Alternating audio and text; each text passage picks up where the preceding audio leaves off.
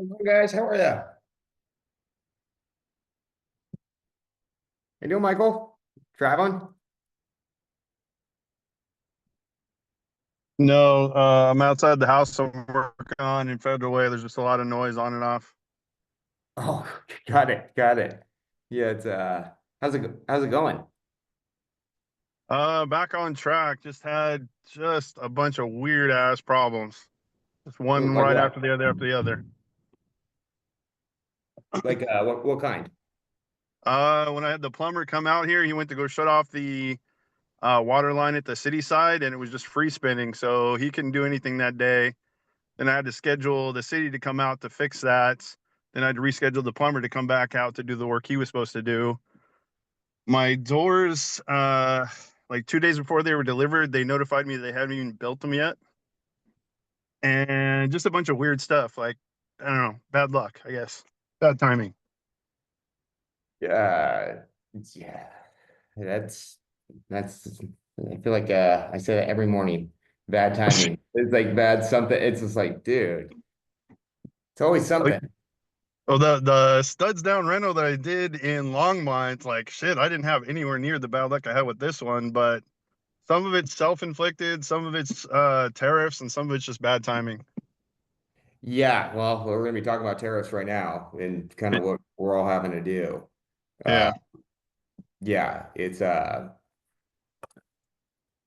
actually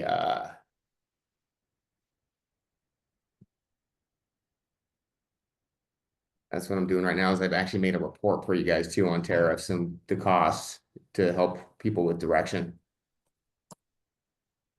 as soon as it will generate. But well, people are logging on. What costs are you having issues with right now? Uh, so going back to the doors, when I originally priced them out, they went up in cost. Windows. Again, Windows was kind of a weird thing. I put the order in. The existing windows in here were updated. I only had to do two sliders and another window, but it's a weird color. So I was trying to match them up, and 2 weeks Is it after I like an put the almond order in, color? what's that? Is it like an almond color?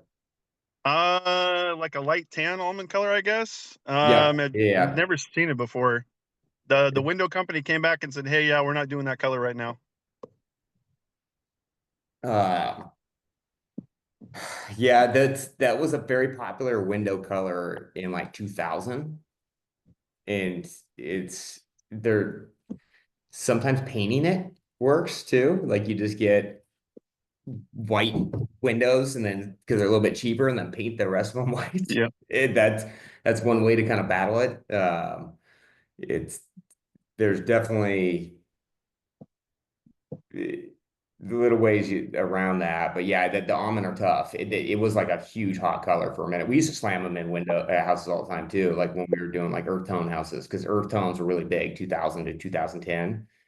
Hmm. So well, everything was like red and brown and earthy tone. So Yeah, I think that's. I'm meeting with the painter on Wednesday. I'm going to see what he can do to kind of match them up because, like, one of the sliders is literally right next to one of the windows, and for me, it just annoys the shit out of me. I'm yeah, picky it's about colors and things being perfect, and I'm trying not to be, but cohesiveness. Well, cohesive matters though. You don't want to slap together a house like where it looks like a bunch of band-aids put together the yeah, house. That is for sure. Yeah, because that's where, especially as the market kind of cools down a little bit too, it's like we want to make people feel warm and fuzzy all the way through. And yeah, so, we want to be thrifty, but we still need to not jeopardize our product because yeah. we still need to make sure that we're the one clicking off right now as more inventory comes on. Yeah, So luckily there's not too much competition over in this area so far, but I do see a couple of people hauling ass to get houses ready though. yeah, what's your price point on that one again? 725 is what we're looking for ARV.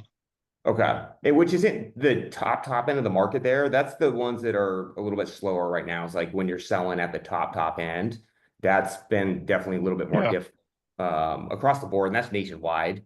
It's just things are expensive. Um, So, you know, it's, I think you're going to be doing okay. Just are you having your broker hit you with a CMA constantly? No, not yet. Just because, like I said, I had a bunch of stuff hit me here and at work, and a couple of my properties I had to deal with issues, or a couple of issues I had to deal with the properties out in Colorado. I got all that shit cleared, and now I'm focused back on this. Yeah. I can Uh, float one house payment, but I can't float three. no, yeah, you got to get it. It's, yeah, that's, you don't want to bleed out everywhere. That's, I mean, that happens to the best of us for sure. Yeah. So, uh, all right. Well, I'm going to get everyone in because tonight I cannot go 4 hours, guys. I got to hop on a flight. So we're going to be cutting off right at 2, or I'm going to be in deep, deep trouble. And then we're going to be talking about all these things and strategies. That's kind of the point of this is like kind of spitball, things that I'm doing on the fly, just to keep costs down because costs are increasing for sure. So let's get this going. Everyone else can kind of catch up.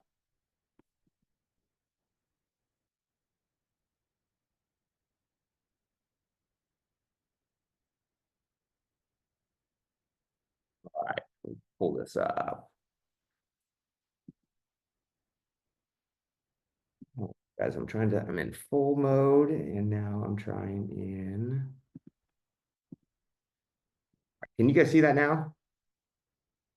Yeah. Okay, I was not doing it right, which is normal for me. Right. Mr. Presentation mode. All right, guys. So today, what we are talking about, and then for everyone kind of logging on to, I got to make a hard stop at 6 today, but any other questions, I will definitely be around to answer. So if you do have a question, if we could be kind of tight about the question, that would be great, just so we can get through. I am going to be sending out something in the Facebook group, just kind of like parameters for Tuesday, just because sometimes the questions are very granular, which is great. I'm all for that. I just want to make sure we get to the question quicker, because sometimes we're burning up a lot of time. And so as people are doing more and more projects, I really want to attack the stuff that matters and gets to the bottom line. Um, so we got more people coming in. I'm gonna give it a couple more minutes and then we'll get going.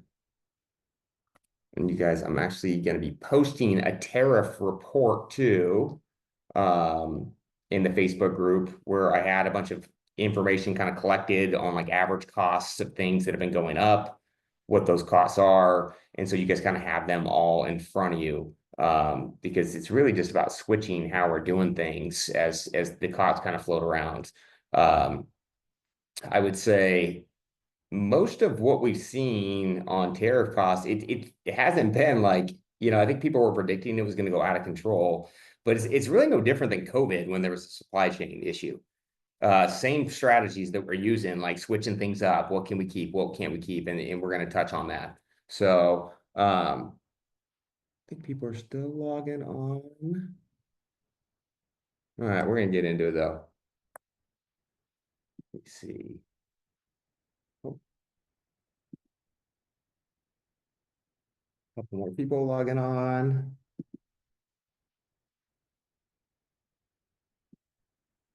Okay, so you guys, first things first in the presentation, I think there's a lot of people are guessing on the tariff. So like, oh, it's just going up, it's going up, it's going up. And so what I did is I compiled a list of our major items inside of a house for you guys of what's the average cost on these materials. And just because there is tariffs doesn't mean costs are going across the board. And the reason it's very important to educate ourselves on these costs is because the contractors and the subcontractors and the suppliers, you guys, they do just make things up sometimes. And I'm not saying that's all the time, but they go, pricing went up because of tariffs. Like I heard about this on inflation. I heard about it on the supply chain. And the way we battle those costs down is we don't just take that answer, we verify that answer. Um, you know, I remember this about 12 months ago. I had some HVAC guys like bid me on a bunch of mini splits in their highs. Like, well, the tariff costs are, the supply chain issues. It wasn't in inflation. It's gone up. we looked online and we found the stuff half the price he was quoting it for. And that was the pricing from like 18 months ago, not 12. The pricing had came down. And so our job as investors is to always check the product and the pricing. If someone bids me at $2,000 for a hot water tank, I'm going to go see what a hot water tank that they're bidding costs. And you guys, that's where Google and ChatGPT really helps you out. Just get the product, throw it in. What's the cost? When people ask how I get my cost down, I just look. That's real. There's no secret sauce to this. It's just go look and look for those main items, and talk to suppliers and just communicate. But overall, this gives you guys a summary of what they've seen. So, flooring, LVP, and laminate, a lot of that product does come from China. And the tariff impact can be up to 245% on flooring, depending on what kind of materials it is and what it's going up. Now that has came down since they kind of negotiated that trade deal, but what we have seen on average across the nation is about a 6 to 8% increase in costs. Cabinets, we're seeing a 30 to 50% increase on cabinets that are being exported in right now. Now, that's across the board average. Now, what I can tell you is I called all my cabinet suppliers and say, hey, what's the cost and what is that going to do? And the thing that he kind of enlightened me on was, hey, well, cabinet costs did go up. The costs are going up a little bit. We can keep them pretty under control. And the reason we're keeping them under control is because the freighting has gone down because people are sending less stuff over here. And so these are the conversations we want to have. Like with that cabinet company, it may on average be 30 to 40%, but because they picked it up in other spots, our cost went up about 10% across the board on cabinets. And at the end of the day, it's not the end of the world. Our average cabinet cost for a house is like 10 to 12 grand. So that's like $1,200 that it's costing us. It's not detrimental. It's something we can factor in our equation and adjust. Windows have gone up. They're 10 to 20%. Tile flooring, 25 to 60%, depending on where you're getting it from. Millwork, 15 to 18%. Door hardware, 20, 25%. Windows and doors, 10 to 25%. And so what this does is this gives you guys a detail on the average cost increase. Depending on the kind of projects that you're doing, that's going to tell you what kind of contingency to add into your budgets going forward. If we have floating costs going around, we want to add in contingencies. What we have seen is there's been a 5% roughly increase on building materials recently. And so that's what we're adding into my budgets. I'm putting an extra 5% on each one to kind of cover those costs. And so I want you guys to go through these charts and go through this because a lot of times you want to educate yourself when you're negotiating. Most of this stuff's just negotiating, guys. Like the contractor saying one thing and it might not be all the way true.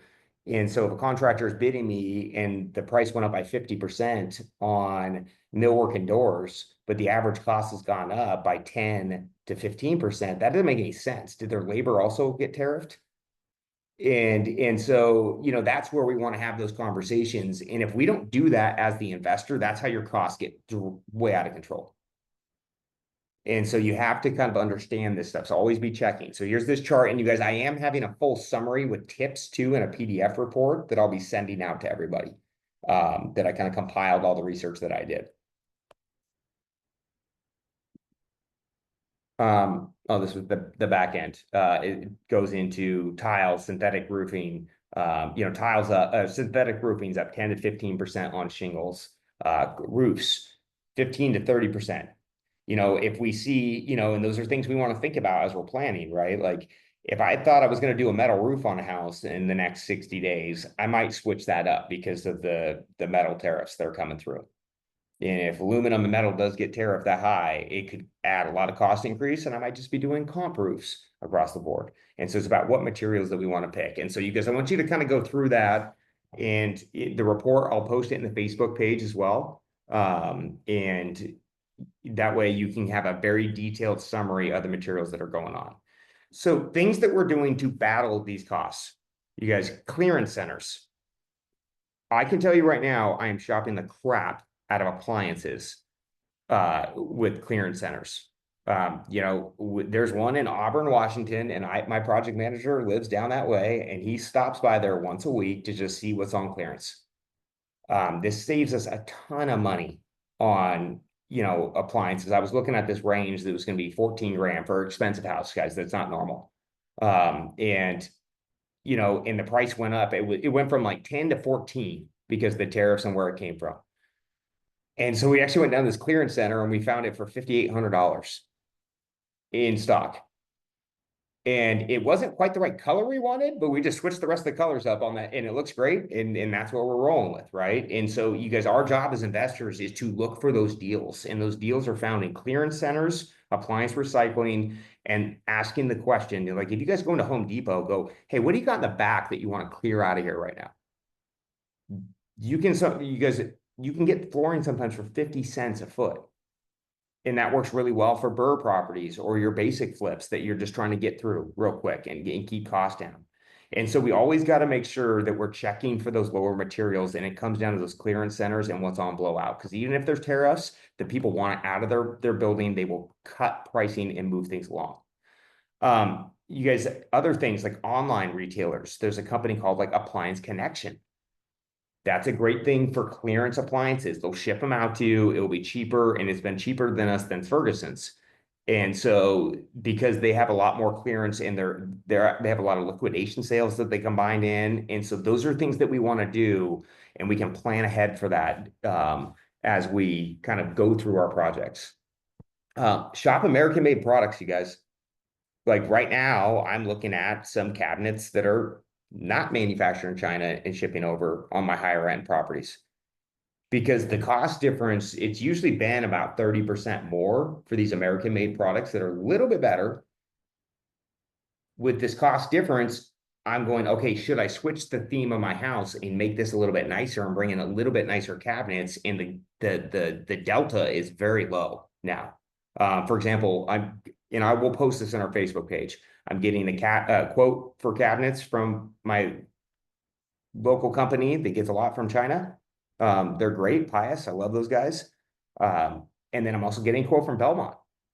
And I'm going to do a side-by-side comparison. Typically, Belmont's been 30-40% more. I think it's going to be more of a 10% delta. So is it worth that 10% more on the product because I can get a higher price for it? And so I'm switching those things out. Where are things made in America? You guys ask your suppliers. Like when I call our appliance companies like Ferguson's, I'm going, what is not getting hit with tariffs? What brands? And they're going to start talking about GE. They're going to be talking about anything manufactured locally or that has less tariff costs, like Bosch. The tariff costs aren't that high on that. So the appliance packages are looking a lot better. And it's not a brand that I'm specifically looking for. I'm asking my supplier going, hey, what do you have that isn't getting blasted with pricing? And who's making it? And can you send me all the different types of packages? And we're switching those packages out. Just because I ordered one type of appliance on 100 homes doesn't mean I need to always do that. We're doing it because it's cost effective. And so it's the right product, it's cost effective, and now maybe it's not, and we have to switch all that out. And so you just ask those suppliers. I got on the phone with my Ferguson rep like 2 weeks ago. I'm like, hey, every week, I want you to send us a report with what appliances are the best deal. We'll change our specs out as long as it doesn't affect the value. And so that's what's happening is he's getting us appliances and we're switching out from a lot of different products. Like randomly KitchenAid went up from them, but then Bosch went down a little bit. And so depending on those relationships that you have, that's how we can keep those costs under control. Working with repairs rather than replacing fully. So things that we're looking at, houses that we're buying right now. I got a house where it's got a 8-year-old furnace, 9-year-old furnace. Typically, we swap that furnace out. 10 years is about the shelf life. Instead, I'm getting quotes to just replace all the guts and put all the guts in. It's 8 or 9 years old, but it's all brand new on the inside. By reducing the amount of metal that has to go in there, that's going to reduce my overall costs. And so we're switching up little things. What can we keep? And then what can we repair, or what needs to be fully replaced? As we spec out properties, things like HVAC, you'll see in the report, have gone quite a bit up. Ducting has gone up about 20-30%. If I'm looking at ducting on the increase, I'm going to start looking at my comps and looking for ductless systems. Maybe we're going with mini split systems instead of full duct, because the cost of the furnace, typically your cost of your furnace is going to be about the same as cadets and 2 to 3 heads with mini splits. Now with the cost on the components in the metal, it actually might go up. And so I will shift over to the mini splits and the cadets as long as it works inside the comps. Other things you guys can do is you can switch out, I've told all my HVAC guys, and some only bend metal, they like metal ducts. We are not using metal ducting as costs go up. They're going with the flex ducting. There's less material cost on that. And so what materials can we switch out to keep the cost under control? Little things, guys, that can add up to keep costs down. Some tips that we're using right now. Kitchens, we're using floating shelves to offset cabinet costs. I wanted to put this little picture up because this shows a pretty good example right here. Like this house with the U-shaped kitchen, if you look to the left of this range, I got 6 boxes here. Now, if I can pull those off and do floating shelves, the cost of the floating shelves are going to cost me about $200 in general for the kitchen if I shop those outright. If my cabinet box, which is costing me roughly about 180 to 200 bucks, $200 a box, is going up by 20%, that's gonna put me about 240 a box. And if I have 6 of them, I can trade out shelving for cabinet boxes. So look at how much materials do you actually need? Sometimes you can accent your kitchens with shelving. It adds in character, especially if you have enough cabinets throughout the house. But by swapping those things out, we can reduce sometimes our cabinet count by 20% in our entire kitchen. And so look at what you can kind of trade out. Cost of flooring's gone up, engineered flooring. The stuff that we can get at good deals, LVP, engineered flooring. I am now getting more and more quotes for refinishing hardwoods. What can we keep? Because that's more labor intensive than anything else. And so right now I'm getting 10 different new hardwood refinishers out to quote this house right now for me, because I'm going, okay, what can I get that price down to? And if my cabinet floors, if my flooring goes from $3 to $4.50 a foot, refinishing might actually become cheaper. Typically, it's about $1 or $2 more than putting in nicer floors installed. And so by refinishing them down in our market, I might be able to pick up $1 a square foot. And so those are things, what can we refinish? Refinishing tubs. If the tub costs go up, which I haven't seen a ton on, but if they do, I can have someone reglaze a tub for $200. There's no tariff impact on that because it's labor and materials that haven't been affected rather than replacing that tub. Drywall has gone up. Retexturing and remudding rather than replacing the entire drywall. These will things that will drive down your costs as material costs start to increase.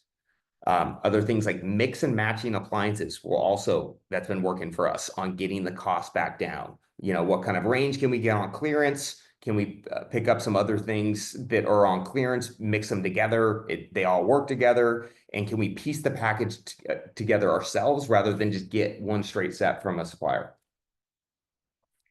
But before you adjust, you guys, you don't just want to do this to be cheap. This is not about being cheap. This is about being smart with our money. We do not want to start slapping in materials because we got a good deal on them and they're the wrong look. They're the wrong kind. They're the wrong type of product. These things can drastically take away from the value of your property and your buyer's impact. And right now, you guys, we have a lot more homes getting listed for sale than buyers coming into the market. And so we do want to make sure that we are maintaining the quality so your house sells off first. So don't just swap it out just to be thrifty. Use data to make the decisions on the material. This is really, really important right now.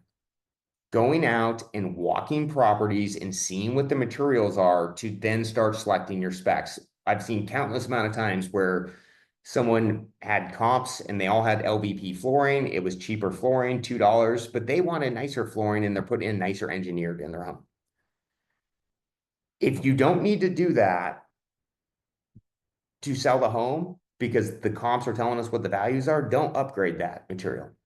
If it's going to get you a higher price, then do it, but don't do it.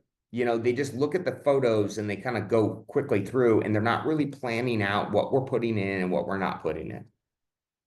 And so walk properties, you guys, this is one of the best ways that you can go. How can I reduce costs? Maybe when you're walking through a flip house, they have shaker panel doors and they actually reuse the slabs and they put in the shaker trim kits. That's a very cheap way to do it. Didn't affect the price when that house sold. It will work that way. What kind of floors are they using? What kind of tile? What kind of cabinets and countertops are those using? All those things will, you know, by walking these properties, it's going to give you that roadmap to start sourcing out the materials. So what I want to do, and you guys, I'm going to be posting this report for you guys. And it's going to have basically the core items where we've seen cost increases on. It covers everything from flooring, cabinets, appliance, drywall, trim, wood, doors. And then I have some tips in there about how to price those things out. But as you're walking through projects and we're trying to figure out highest and best use, sometimes renovating everything isn't highest and best use. It is what is going to be the most amount of profit or the best return.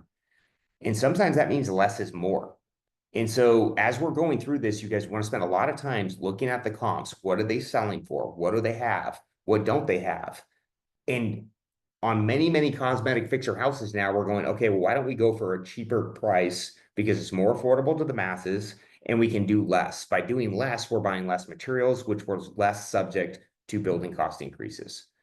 You guys, we have about $40 million in construction going on right now. What I can tell you is the tariff costs have not brutalized our budgets. We've seen some increases, and by making these little tweaks, adjustments to layouts, what can we keep? We're keeping our costs down. And so that's kind of what I wanted to do tonight was kind of open it up. Where are you having problems? What costs are you having?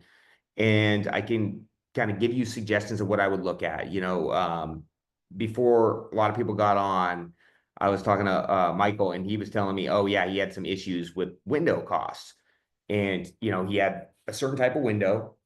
It was It was an almond window, and by the time they got ordered, the tariffs increased his price. So you know, depending on what you're selling, you know, we want to look at the comps. What I would do to battle that is I go buy the white windows if they're cheaper, and then maybe I paint them all white, the rest of them.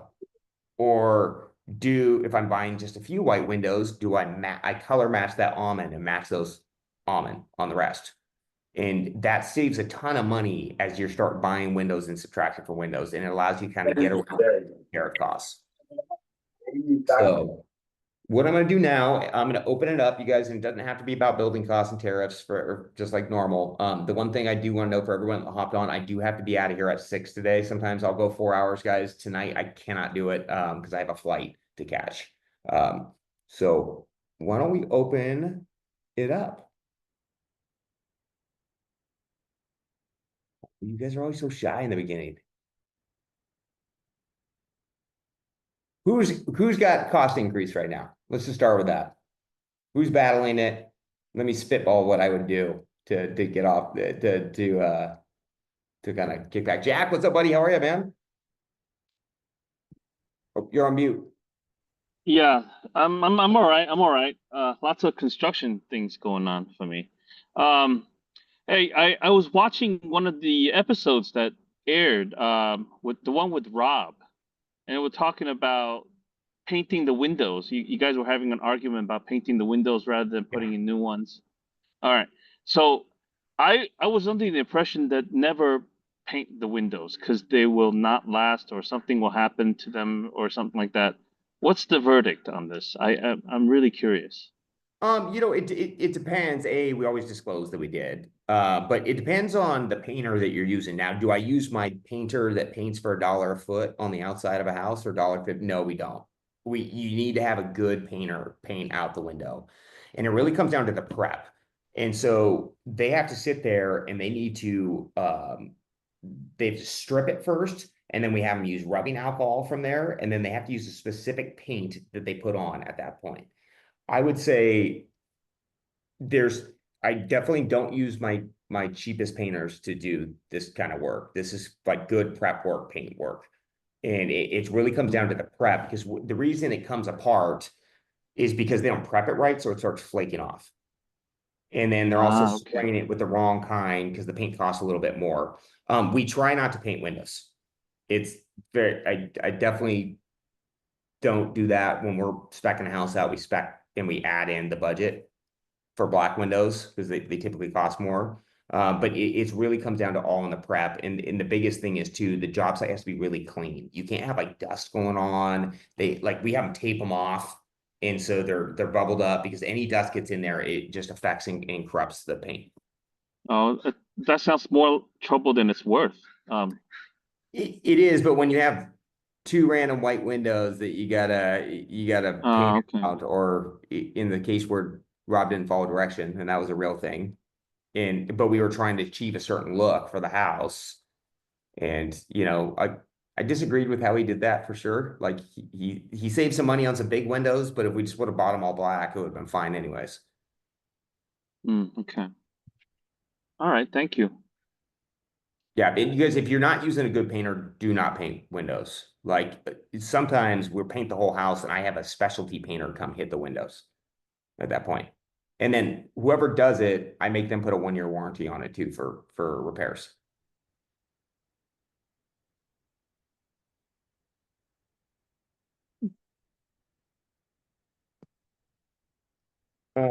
Alex says I have to buy paint, doors, baseboard, and door casings.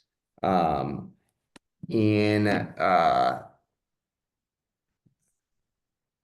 very soon. How to cut the cost down. All right, so you guys, a couple things. Paint, we haven't seen that much of an increase on. You just want to get a builder account set up. You guys, I would say Sherwin-Williams, Benjamin Moore, those are usually your best two paint companies for pricing. Baseboard and doors. You guys get multiple bids from you want to get Home Depot, Lowe's, building supply companies. Alex, research who's building supply companies in the area. Those are going to usually be about 10% cheaper than where you're going to get it through Home Depot. Like for example, like Western Pacific is somebody we use in Washington. They work with builders, so they supply a little bit less. You guys, another thing is depending on what you're finishing your house. So like Alex, from what I remember in your design, you have a kind of more of a modern house. You guys, modern homes, we're supposed to keep the lines clean and simple. And so a way to keep your baseboard cost down is you can go with a 3-inch or a 2-inch flat stock base, because it's modern and it matches the style.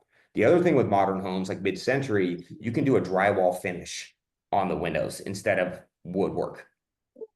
You don't need to wrap them with wood, because if it's more contemporary, that drywall finish is a look that goes very often. That's why new construction, modern homes don't usually have casing around them, around the windows. So that cuts your cost down by going a little bit more contemporary. If you're doing a more traditional, you guys maybe go with a nice sill rather than wrapping the whole window.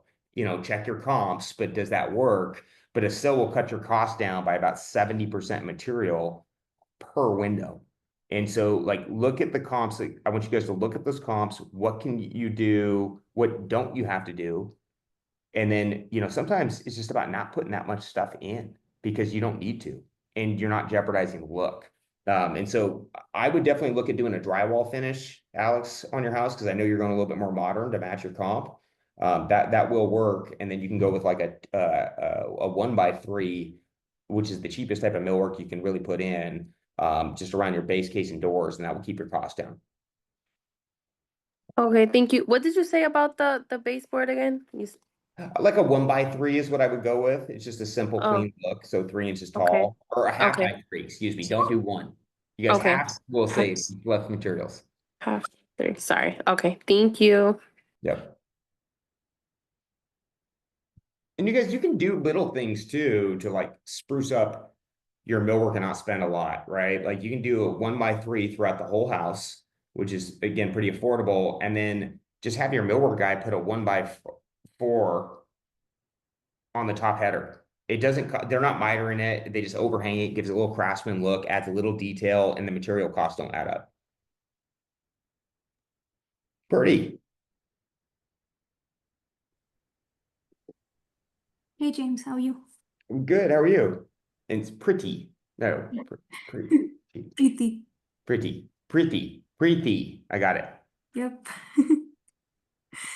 Uh, so I wanted to ask, so when I get a estimate from a contractor, is it required to get like a material and labor separation from them? Because I am like having trouble figuring out how to negotiate certain items on the estimates that they're giving me because I think certain things are high, but I don't know how they separated it between materials and labor.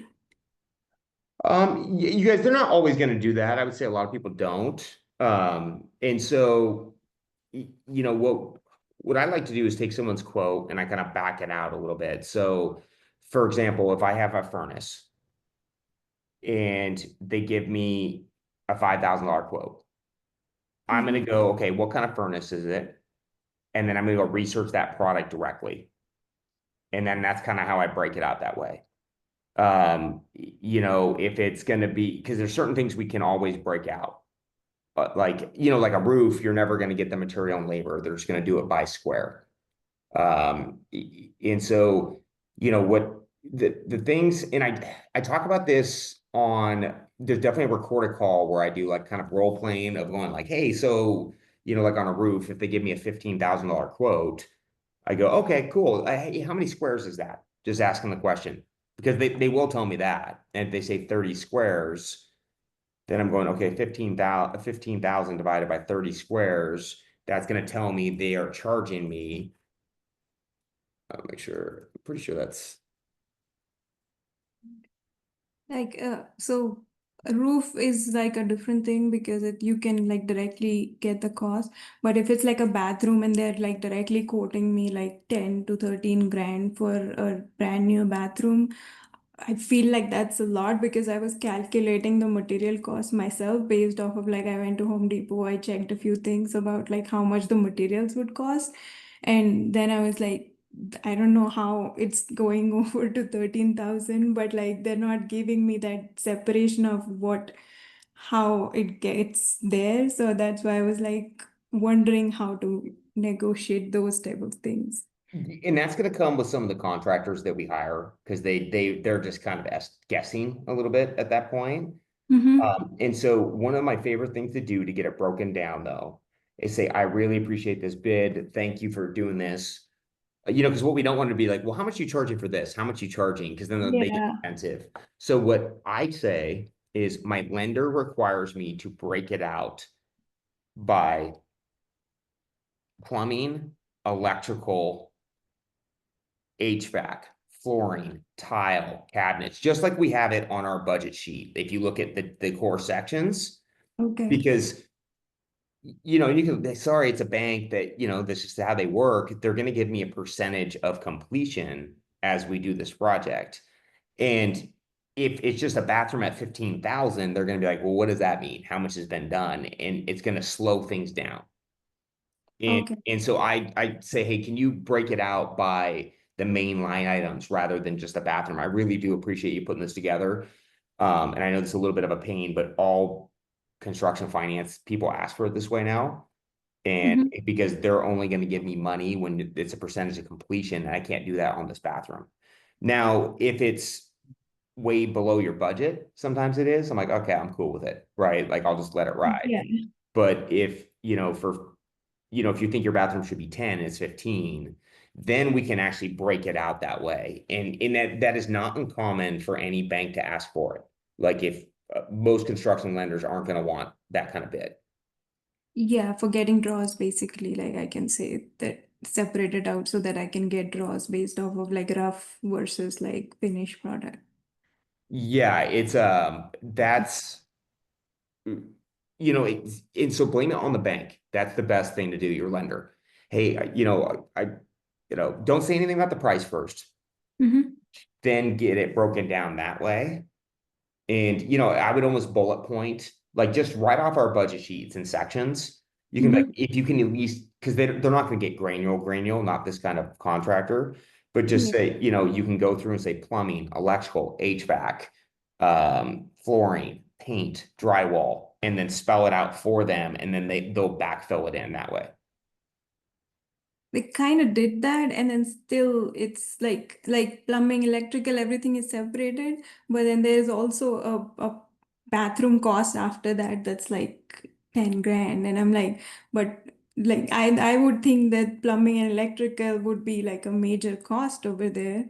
Like finished product should not be costing me 10 grand for that. That's why like it's kind of separated that way, but it's still a lot of cost. No, it shouldn't be, because your vanity is gonna be $500 at Yeah. most, if not less. Then you're Yeah. gonna have in your plumbing, your tubs are included, and your toilet should be included. And so you have tile, which will be maybe $2,000 for the floor on this round, and mirrors, doors, and trim, the trim out. I guess the question asked though is like, for plumbing, how much is the plumbing bill for the entire house in their line item? Because that's what I would look at. Because if it's only like $3,000, I'd be like, well, okay, well, they're putting it in here too. Now, if it's $15,000, I'm going to go, okay, well, this is just a little too much here. Okay, so it could be like that it was all other plumbing versus like just the bathroom plumbing that they're including in the bathroom or something like that too.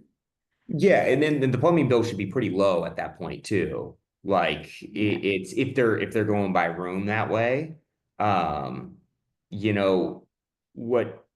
And one thing you could ask too is, if it is broken out that way, and then the bathroom, say, hey, can you break out this bathroom and kitchen? Because the lender needs to know where the costs are, like what's the cabinets, the countertop, because they can't give me a draw. What's going to happen is, if it's just lump, they're going to go, well, let me know when it's done, and I can't give you any progress payment on it. Okay, but that even if they do that, how like I was having trouble filling out the construction sheets, so to figure out the allowances properly, like that still doesn't tell me exactly like material and labor costs. So if I just go off of like the packages that are in there, uh, yeah, I'm not actually finding materials in that price point right now. Yeah, and that needs to be clarified. So what I posted, I think in the Facebook page, I gave you a spec sheet that I said could work well for this. Yeah. That, because in the budget sheet, you can put in your own allowances, right? Those are the ones I put in there, are my preset, but they're going to change, right? Like when I do Arizona, I'm going to change those allowances around, because Mhm. things are just a little bit different. But that spec sheet that I put in there for you, Mhm. that has all the material costs on there. And so you could Yeah. pull that off and say, hey, I want to make sure that this material allowance is included in all this price. And they can sign that with your bid. So that was the issue. Like the tile was the main thing that I was trying to figure out everywhere. And most of the tile cost in that sheet is like less than $4 per square foot, I think. And I Mhm. can't find anything in $4 per square foot. Oh, you need to look harder then. I'm gonna find it for you right there. Um, you do have floor and decor, and Yeah, I was looking through floor and decor and I was like, what are these tiles that are in $4 per square foot? it was $4 there.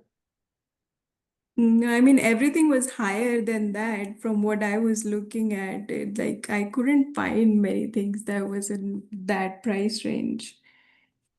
It's and you did go to floor and decor. I did, yeah. I mean, Like, that's where we shop a lot of stuff from right now, especially like our more basic flips. Um, they should definitely have, like, if I'm looking at Colorado right now, mhm. and let's say we're just going with like I mean, they have tile for a $2, $1.09 a foot. Um, Because most of the tiles are like per piece, and then when I looked at the per square foot of those, it's usually like 5 or 6 or 7. Like it goes higher based off of like the tile yeah, piece. yeah, but we go up per square foot when we give them that allowance. So it's $4 a square foot for the tile. Like I just put the link in for Floor and Decor, and if we pull up like the white, just kind of basic tile, like a 12 by 24 is, they have anything from $1.69 a square foot to $2.50 a square foot to above, but there'll be plenty of tile in there below $2.50 a square foot. Okay. Yeah, I mean, this was mainly about like the backsplash tile and the showers around and stuff like that. Use ceramic, not glass. Okay. Don't use glass. Glass is going to be more expensive. That's going to be $10 a foot, 8 to 10, if not more. Yeah, the contractor itself is saying like we don't want to put glass tiles because it breaks a lot. So They have to, it costs more to install it too because they have to have a different type of cutter. Yeah. But for backsplash, it's, with the price point and the comps that I saw, you should be able to use a lot of ceramics. Mm-hmm. And, it should not be, I think you might be looking more at glass and stone rather than ceramic. I was looking at porcelain and ceramic usually. Okay. But I mean, to be honest, I'm looking at it and there's tons of it right here on it's like I mean, you could even go subway tile with different type, those are like kind of the design things where you could do like a subway tile for 19 cents a square foot or a piece. And, I'm sharing it right now. And you guys, those are things that we want to think about as we're looking at pricing too. Like, sometimes if I'm tight on a budget, how can I take a subway tile? Like I'm sharing this right now. Like, this is 39 cents a piece, which is going to be about $1.20 a foot, roughly. If I'm doing more of a budget modern house, I'll just flip them horizontal and stack them this way so it gives it a little bit different look, and I'm still using the same cheap tile in the house. And so ways that we can position tile will, and the grout colors you use, like you can also get like a 3x12 and go brick lay, and it's just a nice clean look for a modern finish. Now, if you're not doing modern finish, you could just still go with the brick lay and then do a different color grout to add a little flavor in. And so there's and that's why we want to kind of look at the comps and the materials that are going in. But, like this tile's $2.79 a foot. That's like a textured tile right here. It's easy to install. It could go in on a white cabinet below a white cabinet, and it gives it a little bit of texture on the backsplash here. And then if I did a white grout to match and did it straight lay, it's not a very expensive tile, but it gives it a little bit of texture in there, and it's simple and clean. Okay. And so there's definitely, you guys, tile and flooring, you can always price down. Those are things that we can always just keep looking, and in little things that you can do to just changing grout colors, changing patterns, that will add a lot of character in itself. Or, you could, like something I used to do a lot in my more affordable flips is I would run subway tile all the way around my kitchen, and then on the range, I'd flip it vertical. So then the range was a different pattern going up, and it just added this layer, but it wasn't very expensive. And it was just about how we were putting it together. But you should be able to get, I would say the tiles definitely something you can get down. And as you start picking it, then post it in the Facebook group, because people will give you feedback. And that's the kind of feedback we want in our group. Like, hey, I'm thinking about doing this. Well, you could do this and swap the different pattern, or go with a brick lay, or go with a straight set, or go with a herringbone. Because, like a herringbone gives it a nice look. It costs a little bit more to install, but you can use a cheaper white tile on that. And so you can do a cooler style or lay with the cheaper, more affordable tile. Okay. Yeah, I guess I wasn't looking into like large format tiles and stuff. Like I was looking for some specific type of tiles, and then those were all expensive. Go, you guys, specifics is what gets us when we're like, we want this tile. What we want to go is, well, we want this look. What can service this look? And that's where we can really drive that cost down. Yep. Okay. Another thing was And then you guys, one thing, it just does have this up, like clearance. See this? Go to these websites, just type in clearance. This will give you, you know, what do they have on blowout, right? Like this is a really nice tile right here that you could add decorative in. That's down to 98 cents a piece, which is usually double for that tile. mhm. And you guys, this is how you can add in some more kind of flavor, a little bit better quality. You guys, when they want to blow this stuff out, they will blow it out. And then you guys, when I go into places like that too, I go, well, what if I buy it all? How much will you sell it to me for? It just, I always ask the question, right? And that's how you can kind of keep those costs down. So always like basically select the allowances and then find the actual spec product based off of those allowances. Yeah, so that spec sheet, you can kind of look at what we put together and what we spent, and you go, okay, well, this is exactly what I'm trying to achieve, or maybe the floors don't need to be this nice, and I can, that we just want them to sign off on the allowance amount, and then your job is to go find the stuff for that price, right? Going, hey, buy this material, it looks best. Mhm. Or, the contractor sometimes will say, well, I can get this, and it looks very similar to what you had, and I can get this inside the budget. But we do want to lock that allowance because you don't want them putting in 99-cent floors when you need $2 floors or $3 floors. Okay. And that has to be like before finalizing the contract with the contractor. Yeah, because you need to know what's going in, like the bathroom material. It's like, well, what's going in the floors? Is it tile? Is it vinyl? Is it, like that can make things very, very expensive. And that's how we get in our trouble with change orders for sure. But if you lock the price with them at $5 a foot per tile, then you just know you got to be below $5 or $3. Okay. And then, so usually, from what you say is like, find the material quality based off of the comms and stuff. But in my case, I don't have a lot of actives in this area.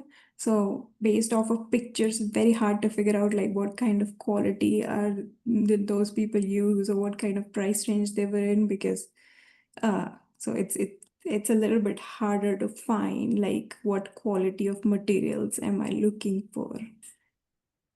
You're using a real estate broker to sell it, right? Yes. What are you paying that real estate broker? 2%. 2%. Her job or his job is to go find that for you and to go. If they can't find that, I wouldn't use them anyways. Okay. Their job is to go, hey, what I would say is call my broker and be like, hey, I want to go view 2 flip properties in the same price point with the same type of buyer demographic that you think. Let me know which 2 we can go walk through. And if they can't get that to me, then I'm going to be very concerned about them selling my house in general, because that's not the hard part of real estate. That's just spending time on the MLS and them going, hey, this works here, or and making some phone calls. And so that's where we want to put them to work. You shouldn't be looking for that. That's their job. Okay. Can I And ask them to like call the recently sold flips because they, like I said, there aren't that many actives in this area in the same price range. So I was thinking, can I actually ask them to call the recently sold ones and maybe try to figure it out from there? yeah, I mean, that's fine. I mean, they should call them and be like, hey, so your house sold, awesome. Because brokers love talking about the house they sold anyways. Like, oh, hey, you got a great price for your house. The renovation looked awesome. They're going to say, it was amazing, right? That's what they're going to say. And like, hey, I just had a couple questions. Like, I love the floors. Do you know what kind of floors that is? And they get, now, not all brokers know that stuff as well. But I would definitely have them call. Yeah, the job of the broker isn't just to sell the house, it's to research the information for you. And so that's where we want them. And they speak broker to broker language too. Whereas if you call, they're gonna be like, wait, so you're calling me and asking for me information, but you're not gonna give me business. That's kind of how a broker is gonna respond to that. And so have them call and put them to work. You should not be doing this. Okay. And, or, you know, I'd also, you know, your local meetups in Colorado, you've been attending those, right? Because I know there's some really good ones, especially with Bigger Pockets being there. Yeah, I usually attend all the local ones here. In like the flippers doing projects right now in that same price point that you're going for, that's a great, like, hey, can I just tag along and come check out your project as you're finishing it up? Mm. And you know, that would be another good way to do it. But you got to put your people to work on, because we were doing that with the listings too. I'm like, well, why are you sending them all the information? They should be sending you the information. And that broker, she knew the wholesaler, she got you the deal, right? Mm-hmm. So she kind of understands the whole game too. So she'll be able to find that. Okay. And then, so for kitchen cabinets, is it like, do I need to figure out the layout so I know what the each cabinet would cost?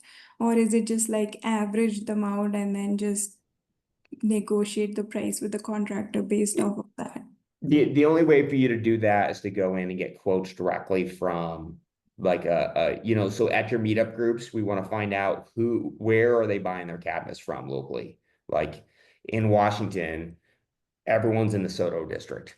That's where if you go down the Soto district, there's going to be 15 cabinet suppliers that are for investors. They're just, and so you're not gonna be able to really figure it out by box and all those things. And so I would just get a quote in general from that company.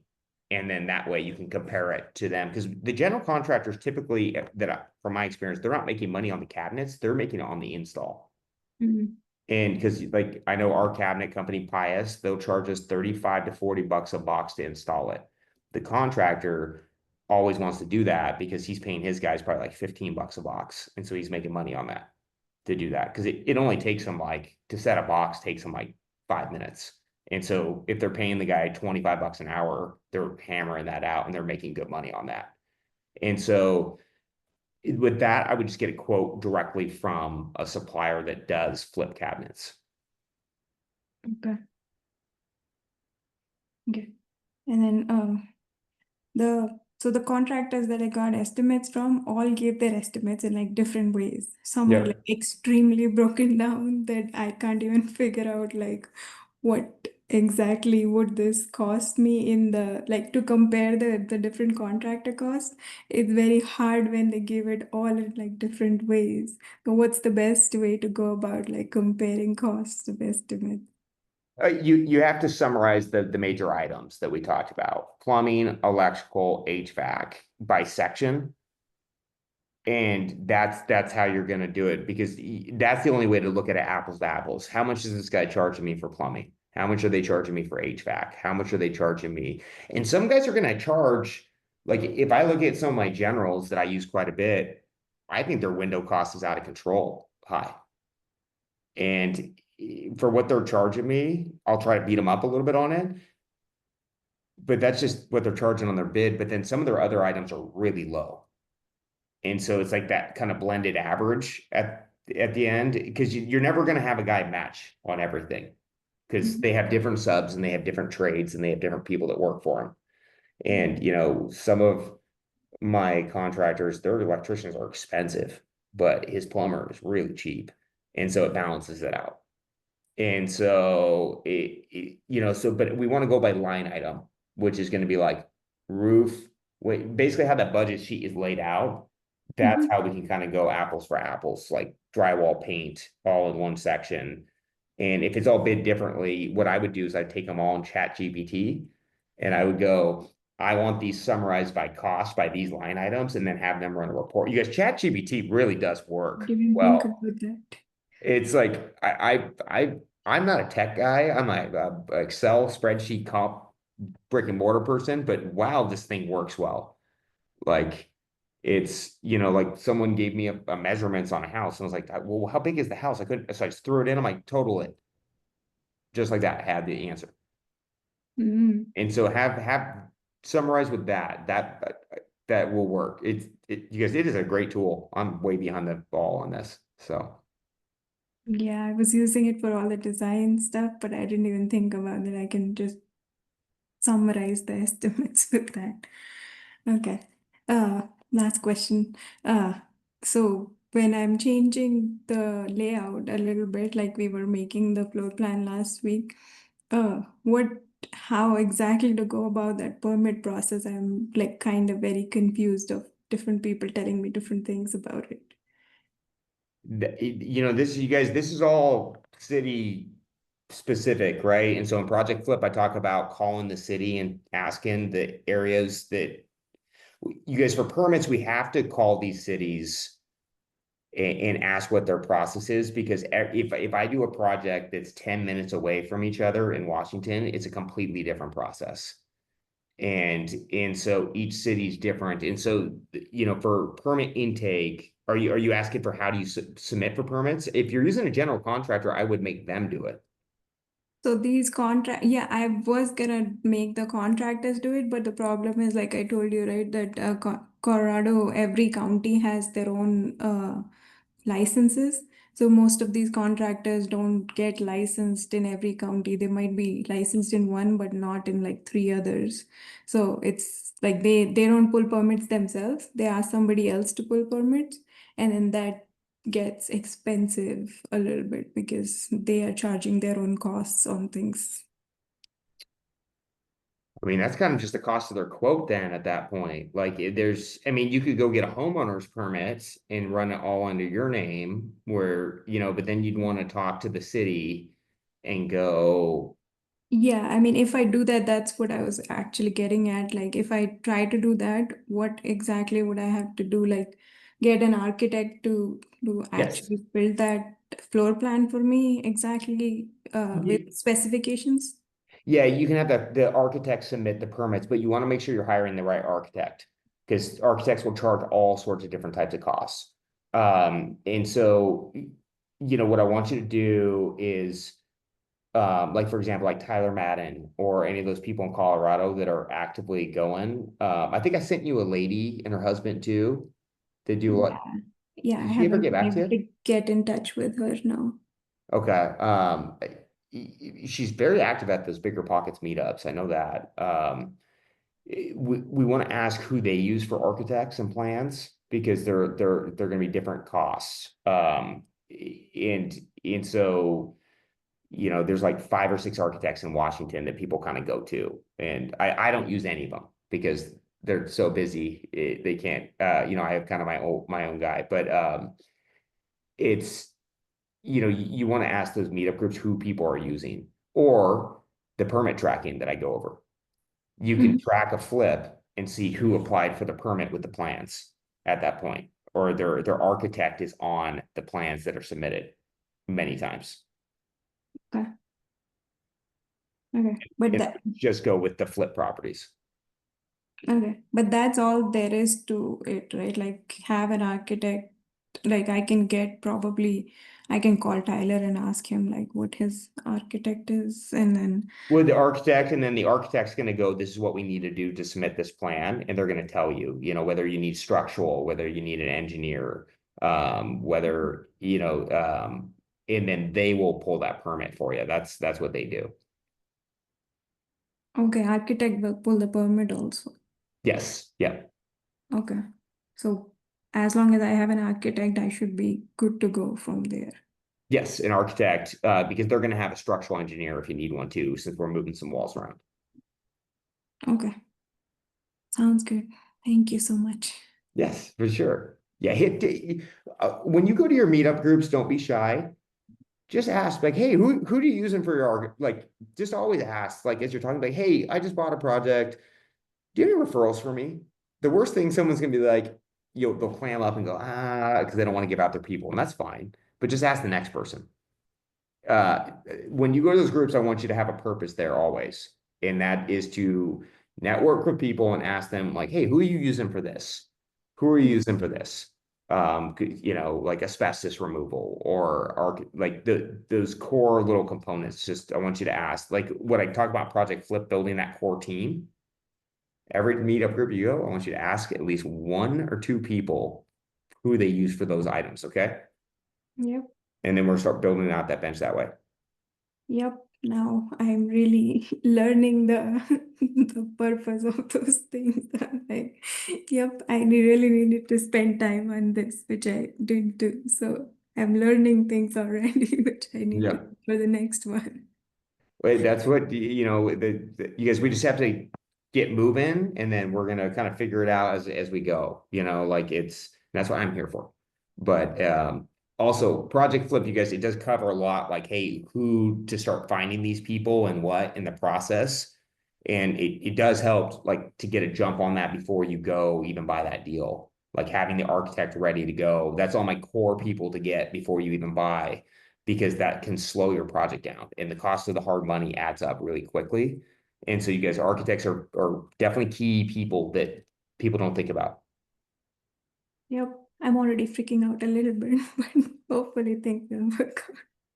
Yeah, it's because those core people are very important for this, just because time is money. And the thing is, as you submit your plans, you can keep quoting things if you're not working on it. And so it allows you that time to get priced down. Yep. Yeah. Thank you so much. Yeah. Sana. Nope. Hey, James. Hey, how are you? Good. How about you? Doing good. Yes, James, I have a question regarding the Edmonds flip. So it's about the window, painting the windows as well. So for Yes. the windows facing the street, I've ordered black windows. But for the windows in the back, for the backyard, like I just ordered white windows. What do you think? How will it look in terms of like in selling point? Like, should I paint them black or should I leave them white? What's the price point on the house again? Around 1.2, the ARV is 1.2. 1.2. Okay, so what, you know what, the first thing I think we want to do is ask the broker when they're selling. And then we want to revisit the comparables. And, you know, because like if I'm looking at houses maybe 1.2, and you know, it's 1.2, but then some of the comps are also around 1.2, but they have some partially finished things throughout the house. I might be okay with leaving those white windows. If Okay. everything's really, really buttoned up on that 1.2 value, I'd probably want to paint those windows. Got it. But Okay. I don't think There it's are like the end of about the four world. windows. That's it. It's what? There are about like four windows Four that are black? that are white. Oh, so majority are black. Yeah. I would paint those black personally. Paint those black. Okay. Sounds Yeah. good. And also the trim inside the windows, like it's a split level mid-century home. What do you think? Should I wrap the windows or should I just leave the sills? You can probably just leave the sills on a mid-century. Okay. Okay. Yeah, because Sounds good. you're trying to battle some costs back too, right? Yes, that's correct. Like right now, my budget is like little shooting up on almost every trade. So that's why I'm trying to cut down the costs. Okay, yeah, so that's a good thing. You know, so what I would do is get a quote for the millwork.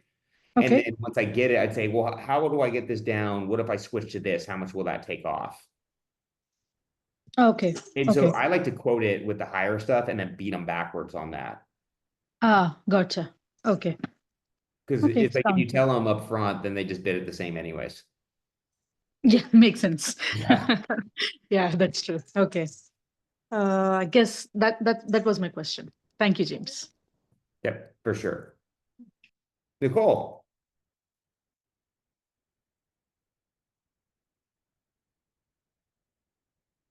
I like Michael's little says Pius price has increased, got better pricing from Crafter's Land. A small kitchen, 12 boxes was $1,500 less than Pius. You guys, what Michael just did, you guys, is key, right? I've never heard of Crafter Land, and that's okay. He got a price he didn't like, and he priced it out again, and he saved himself $100 or more on his kitchen per box. Like, you guys, that's what we have to have, is that mindset of, okay, can I get this cheaper? Let me go price it out. So awesome job, Michael. That's my kind of guy. Price it, price it, price it. Nicole. Okay, I have two questions. The first is around staging. When you look at like which bedrooms to stage, how many of them to stage, which ones to do as an office, are you just again running off comps or are you staging every bedroom? How are you thinking through that? It depends. If it's like one I'm really going for, I'll usually stage most of the rooms. But I would say typically what I do is I always stage the full upstairs, all the bedrooms and bath. Or is this a Rambler or is It's a it single floor. okay, single floor? All right, so let me with the two-story house or a split level, a lot of times I'll stage Four bed, upstairs. two. Sorry, So with I the think there's a delay. two-story, Go ahead. I'll kind of bid the main area as the bedrooms, everything, and then I'll hit the main area and then leave the bedrooms bare in the basement. Um, Ramblers are a little bit trickier because and so what I would say, you said it's a 4-bed, 3-bath.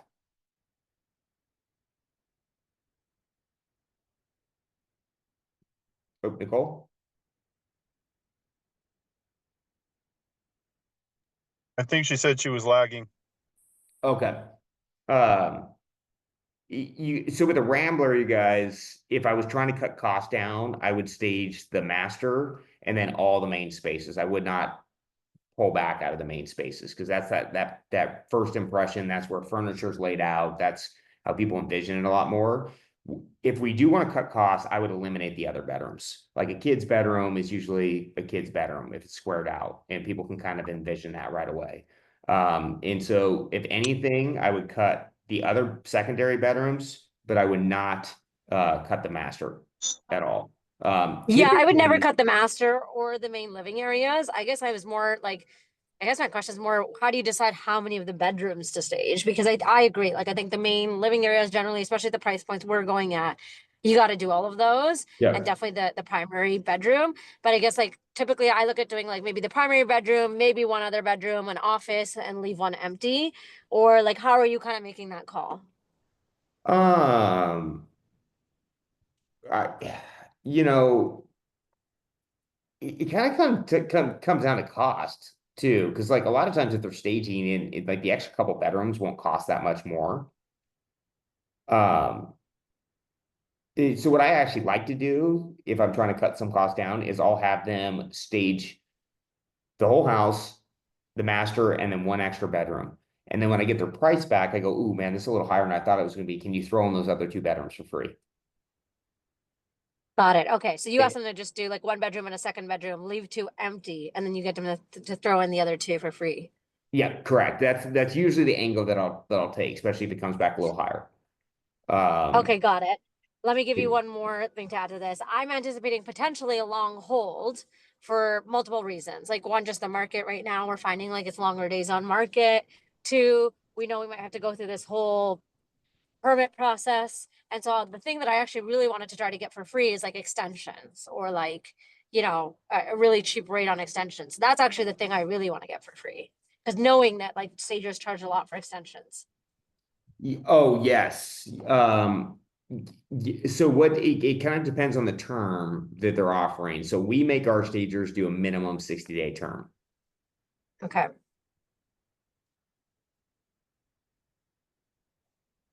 Okay. And that And is then how do something you that's negotiate usually extensions? negotiable because a lot of them bid it at like 45 days. Yeah. And they'll be like, Yeah. no, you need to make this at 60. Um, and also too, one thing, Nicole, your broker should be helping with this. Oh, she is. Okay. She's been sent. She already reached out to one, and that one I think isn't going to be available in time. And so she's trying to reach out to others. But we also like our lender is amazing. He's a local San Diego lender, so he sent me a couple. So I was like, oh, I'll just. She's in Europe on vacation right now, so I don't want to bother her too much. Like she'll be back in time for list. So I was like, it's fine. I don't mind reaching out to a few stagers. Our lender sent one. Our uh, contractor sent one. So I'm chatting with them. Yeah, but I wouldn't do I mean, it's always comes down to like price point though and feel of the house. If anything, I think you could scrap 2 kids' bedrooms. I'd like to have one like kids type bedroom, so they can at least envision them being in there. Right. Or if there's a funky bedroom, I do like to stage those so they can envision a little better. Right. Okay. So do you basically you typically only stage 2 bedrooms unless you can get a couple bedrooms thrown in for free. Yes. Yep.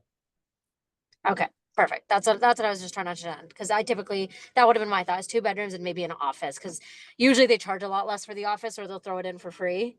and then I would have left one empty. Yeah, no, that's about where I would do too. Like, I mean, Okay. or I'll do a kid's bedroom in one office, right? Depending on it also comes down to like, who do I think the demographic is that's buying this? Like, are they working professionals? Are they a little bit older buyers that are trading down? And so that's where, like, with the broker too, I'll be like, hey, who's the demographics buying in this price point in this area right now? And then I'll kind of envision it that way more with the staging too. Like, if it is, working professionals that are dual income, I might stage it just primary bedroom and an office and then do the rest of the house. Yeah, it's interesting in this neighborhood because you get everything. You get the families, you get retirees, you get people looking for just a vacation home, like a second home, because we're like not even a mile from the beach. So it's like everything. And with it being a single level, it's very possible it could be like older folks without kids, it could be families with kids. Yeah, and so I would just kind of do the two and then leave two off. And if you can get it thrown in, you guys, I love that, getting things thrown in. That's many, many times, you guys, that's how we control our costs. When I'm having a guy quote, yeah, like my HVAC guy, for example, if he comes out and gives me a high furnace bid, and he doesn't really want to come down on price because they get stubborn, but I can get him to throw in my venting for my hood, my venting for my bathrooms, because it's cheap, it's easy for him, and he doesn't really think about it much. But that saves me $800 in costs there. And same with stagers. Like, I'll hold stuff back and then hit them with the next, like, hey, I want all patio furniture thrown in, or at least this in. And so, you guys, I always like to hold some things back. And it's like what I talk about in Project Flip, that jam-in method. It really does work, especially on the trades that we're using. Like, new construction doesn't work for shit, to be honest. They're professional trades. They're bidding off square footage. They're actually doing their estimates. Flip contractors, not the same. They're eyeballing stuff. And so that's where I always hold stuff back and throw it in. Like, like, hey, throw in the railings. They will always throw stuff in. And that's, with any of these trades that are working with, it does really, really work. So same with Okay, stagers. cool. So, Any tips for negotiating extensions up front, like trying to get that price down up front? Just make the ask or any. no, I'd wait until I get the quote, and then I'd hit them with that. Oh, hey, I'll go with you, but I need this for this time. Okay. It's Okay. best to negotiate when they want the business and they've already bid it, Right. Yeah. and then get their term and then flip their term back on them. Okay. And then my other question was just around this property that I'm looking at delisting and just doing a little bit of work on and relisting. Any tips or strategies around that? Like, obviously some new photos. I think I'm just gonna pull that stager and actually just use maybe different staging to make it look different too, but I'm just trying to figure that out right now. Different photos. You can throw in some accent walls, and then one thing for us in Washington, every MLS is different. If we cancel and then relist, and it's 5% less, we can get a new listing number entirely. Here, what I was told was it's 30 days off market. Okay, ask them though, because that's what a lot of people think in Washington too. Ask them if you come back on with a certain reduction, if you were bringing on with a reduction, if it will reset the days, Okay. Okay. I or at will. least give you a new listing number with it too. Don't have them go temporarily off market. Cancel the thing. Like, it's best to roll it Okay. back Yeah. out with a whole new listing number. Right. Okay. Any other thoughts on accent wall? That's a good one, actually. Anything else? I mean, if you're just trying to dust it up, I'd have to look at the entire house. Um, if you post it in the Facebook page, you guys, I'm going to be on a flight for a while, so I'm going to be hammering on some of that stuff. I'll give you like, hey, I maybe throw this in, maybe a little bit of accent wallpaper, like in a powder room behind the vanity, like little things that you can dust up, but you don't want to go too crazy too and start spending too much money either. Oh my God, trust me, I do not. And so, like, Okay. accent paint and wallpaper are usually good things to do, because they're affordable. Okay. Yeah. Okay. Thank you. Drew. What's up? Yeah, I mean, I think all my costs are just mostly from change order stuff, like trying to figure things out and trying to budget ahead. But the one thing I wanted to, just kind of mention, as well as get your insight on, is I'm doing my first meetup here in Glendale, California. So I'm inviting, I kind of actually took a little bit of what you were posting about with like the investor event. Shoot, why is this? Hold on. Let me see if I can get this link over. So I want to invite people, who are in California, if they want to come to the event. I'm having a guy speak about SB9, SB450, like the condomization, all that stuff's coming up here in LA. And also you can take like an R1 lot and you can, attach a unit, two more detached, so you can turn, an R1 lot into a 4-unit complex, or like a fourplex. So there's a lot of cool stuff. I'm gonna have a private sushi chef and things like that. But yeah, it's just wanted to share that with everybody if they want to join. And then if you're in town, I'd love for you to come too. But I'm just trying to, find, because I think it's a good way. If let me know if I'm right, but I'm thinking this is a good way to get people who are interested in investing to come and do what I'm doing with my investors, where they've got cash, they don't know what to do with it, and they could work with me on flips and other projects. No, I think that's great. You guys and everybody in California should go to this. And you guys, these are the great ways to, Drew, it's good for you to generate for the business, like expanding your investor database, but also it's just, for everybody on the call, like these are the things you guys got to go to, right? Like, do I go to as many of these today? No, but I've gone to thousands, hundreds and hundreds of these things in my career. Like, especially in the first 5, 7 years, I was at these things all the time, meeting with people, talking to people. And you guys, the network is important. Meeting these people, asking questions. What are they doing? What architect do they use? What problems are they running into right now? That's stuff that that's for everybody on the call. That's up to you whether you want to take that step or not. And that's how you really get to know people in your market, you guys, because it's so much different. Like I'm going to be going to a bunch in Arizona because I've done a Washington. I know everybody there. And so I'll go to the ones that I know well, but I don't know many people in Arizona. So I have to expand my network. And that's what I'm doing. I'm going to these things. And if you guys aren't doing that on the call, you need to. So yeah, California, definitely check out Drew's thing. Yeah, and there's just not that many. And like, I'm trying to think of like I should invite wholesalers. Like whenever you do events, do you ever try to like not invite certain people, or you just invite? Everybody's welcome. Yeah, like even like my It's contractors, or should I maybe? Yeah. it's I don't know if I'd invite my Yeah, contractors, yeah, but that's what I'm thinking. Is maybe everyone not. gets Yeah. um you know but I keep it very organic, holistic. Like when we're there, we're not trying to sell anything, we're really just trying to educate people. Got it. And it's kind of like what I do with Project RE. I don't try to guide everyone's business towards me. We want to make a great community, and then based on what you want to do as a person, that's the better community that you build, the more resources and access that you're going to have. Got it. And so like if you have that kind of back of the mind, how can I help me? People are going to read it and won't do as Yeah. well. Yeah, and that's kind of what I was thinking, is just like share a little bit about like what I've been able to do and create with like, bad credit, no money, and like how to kind of work with people and investors and use other people's money to build the business, but then have the other guy be a guest speaker to give also more knowledge as well. Um, Yeah, and so there's just good people in there, guys. Like, and Drew, you're going to learn something by just putting on these events, talking to people, right? Like, yeah, Shannon just posted a really good one in Seattle, you guys, real estate at work.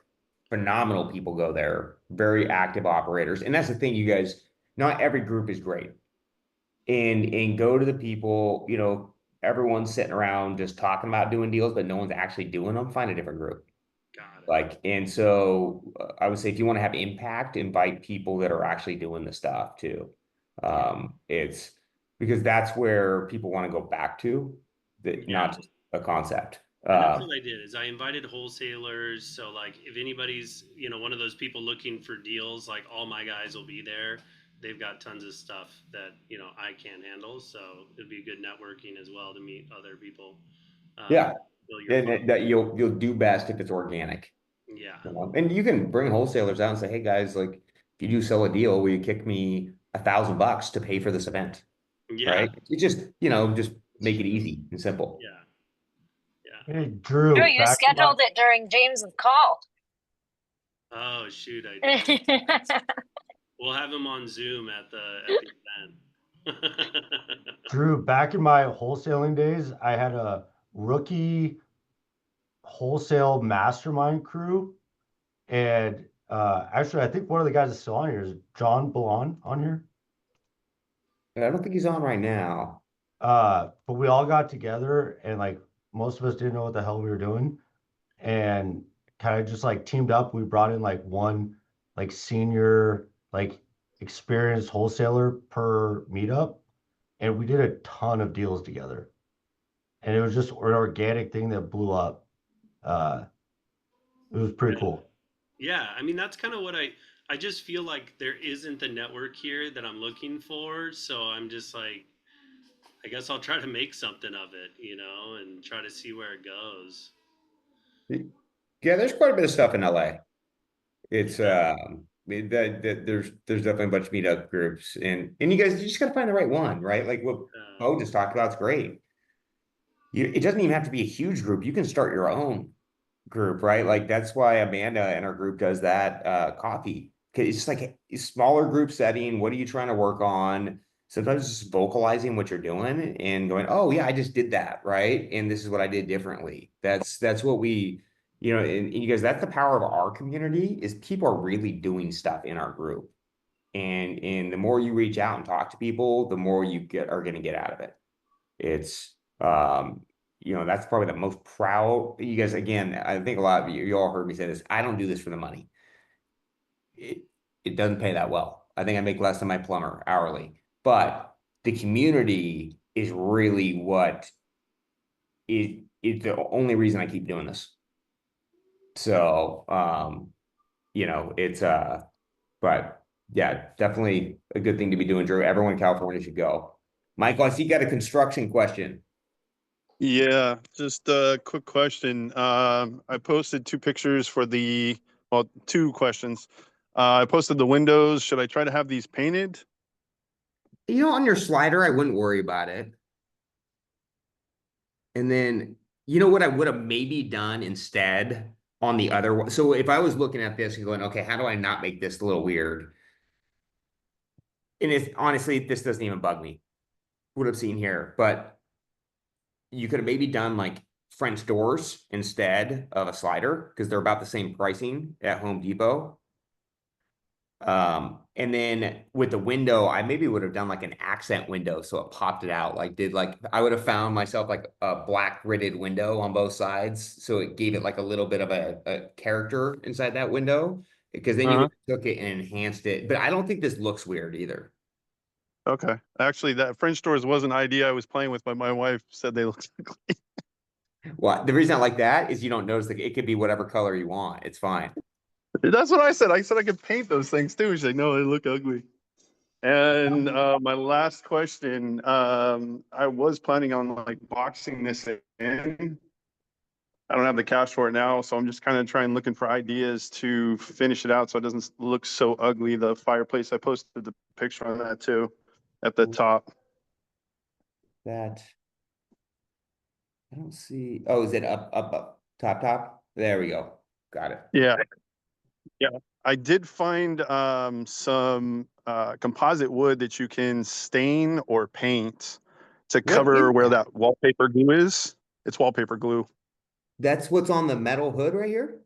That's not metal. That's actually a piece of it was peeled off, and it's was it the concrete board behind it to keep it anything on the other side from cooking? Got it. And just wrapped with that brass. It's like a sponge of application. You know what I would honestly do? I have to see the rest. I think we were looking at white shaker cabinets or something, but you could just paint this brick out a color and then veneer that with that wood on Yeah. there, and it will pop. And that stuff's not very expensive. Yeah, that's I'm not very good with design, but that's kind of what my wife was thinking, doing like a gray or really having the stones cleaned and then doing that sheet and then just painting it like a color that matches the walls or something. Yeah, you know, with the price, with your price point in Federal Way, I would say if it was Seattle, I'd probably say keep the brick, but you can almost like paint that out. Like honestly, it could also be like a little subtle too. You could go with like a bright white paint on the brick that matches your millwork, and then add like even a white shiplap paneling on the hood, so it just kind of accents it and warms it up a little bit. Okay. It will be very, very affordable to do it that way. And I think Okay. That's like it a little definitely one of the better things I've there. thought about with my wife to do shiplap, but wasn't sure what it was going to look like. She's more visual, but she's got to see it in place. Yeah, let me.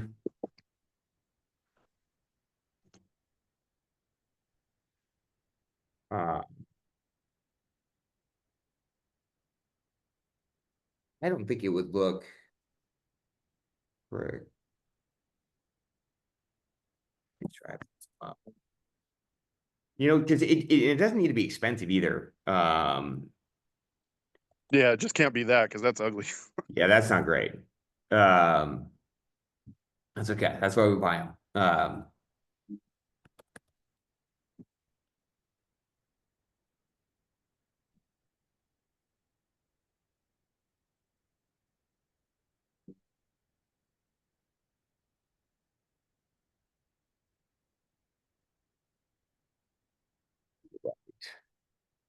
Design.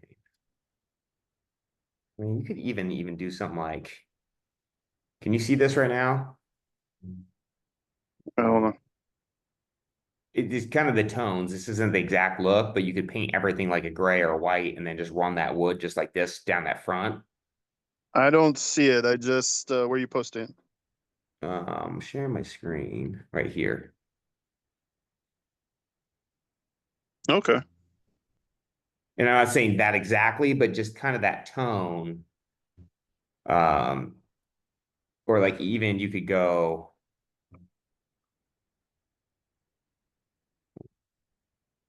Yeah, this is like kind of like a grayish white brick painted. Yeah. And then you could run that same lap right down the middle there too, that shiplap.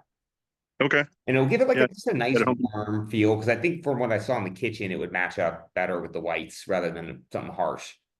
Okay. Cool. Yeah, I've been racking my brain what to do with this thing. This is the last thing that's kind of holding me up. Yeah, it's yeah, I mean, honestly, it's kind of cool though that it's already set up that way for you. So it makes it affordable, and you can knock it out pretty quick. Should I do a shelf at all, or yeah, a shelf in there, or just leave it I don't think you really need to, because it's got like that that always concrete starts slab to that get sits too out. busy. Because then you're gonna have a shelf and this paneling comes out a little bit, right? Yeah, it Yeah, comes I out a little. you can also probably rip that off and paint it white and then put it, but I don't think you need to. That's kind of your shelf right there. Okay, cool.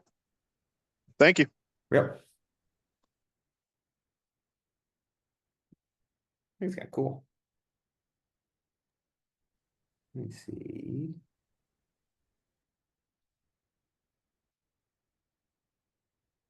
Yeah, Victor says you got something in there.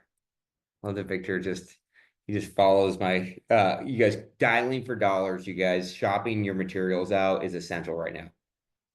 Like it's it's funny, like I heard this the other day from one of our clients, and like yeah, we called this HVAC guy and he said, I haven't charged that little in since 2020. My pricing's up now. I'm like, oh yeah, that's about the time I stopped using him. Like it's you guys, because he's like, you can't even do that, but we have tons of HVAC guys doing what he says you can't do anymore. And this guy is a he's a buddy of mine. I give him Seahawk tickets every year. We've been friends for a long time now. I don't use him anymore, and that's okay. It's because everything he says, I'm like, it just doesn't make sense. Like, it's like, well, you tell me I can't get a mini split for this, but I just paid an invoice for this and it was permitted. So it's not like it's weird material. And so you guys dialing for dollars is what we just have to do right now. Like, no matter what, that is, it's like, hey, if we can't get the price down, we're calling someone else. And if we eventually run into a rock wall, then we're going to pay that price. But there's also a time and a place for that.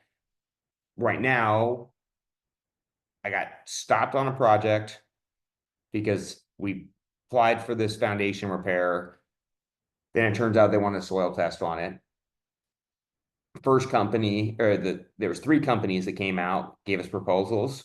The most expensive one is the one I hired because they could start in 2 days.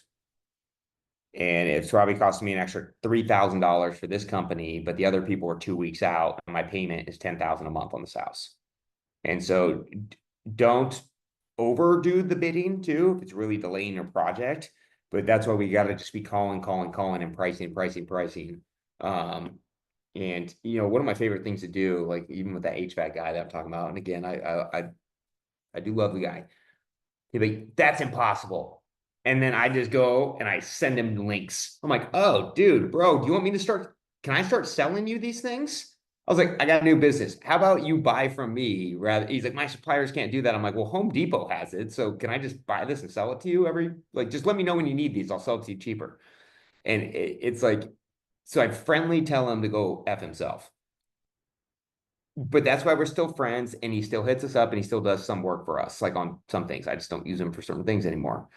It's because we have to price him out because, again, that guy, I didn't even have any HVAC quoted out by anybody else for probably 8 years with him. He was my only go-to guy. And then once I started to do it, when his prices kept going up, I'm about 40% cheaper than his quotes. And that's, so we always have to just be calling through. It's just unfortunate. Your guys are not your guys for life. You will never have a subcontractor for life.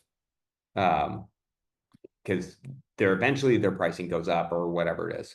So, and you guys, we have to grind on it. So dial for dollars. Victor's right. It works. Actually, Victor got me a great asbestos removal company because he called like 20 of them. So, any great place to get windows for cheap? We have, you guys, it really is market specific.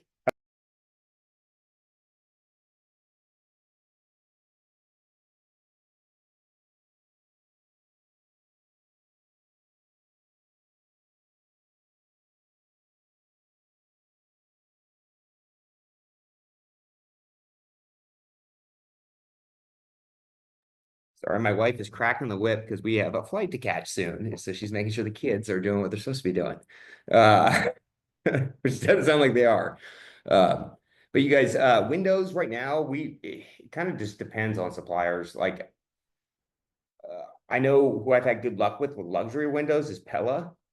And then my builder just said he found a new line, so he's sending them out.